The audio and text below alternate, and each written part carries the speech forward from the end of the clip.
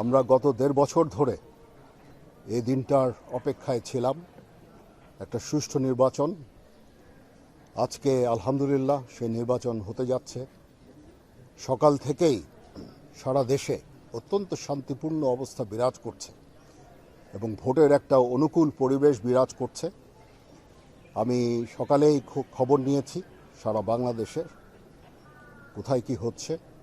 আমার কাছে যে খবর সেটা হচ্ছে যে অত্যন্ত শান্তিপূর্ণভাবে নির্বাচন চলছে। আমি সবাইকে অনুরোধ করব, সম্মানিত ভোটারদের অনুরোধ করব, আপনারা নির্ভয়ে আপনাদের বাসা থেকে বের হয়ে পোলিং স্টেশনে যাবেন এবং আপনাদের ভোট দেবেন। এটা আমাদের জন্য অত্যন্ত গুরুত্বপূর্ণ দিন।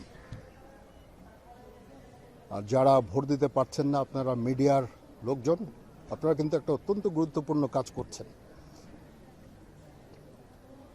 সারা দেশের পরিস্থিতি জনগণকে জানাচ্ছেন, জনগণ আশ্বস্ত হচ্ছে এবং তারা এই ভোট দিতে যাওয়ার জন্য উৎসাহী হচ্ছে। সবাই ভালো থাকেন। ইনশাআল্লাহ আমরা একটা সুষ্ঠু নির্বাচন সম্পন্ন করতে সম্ভব হব। আল্লাহ হাফেজ।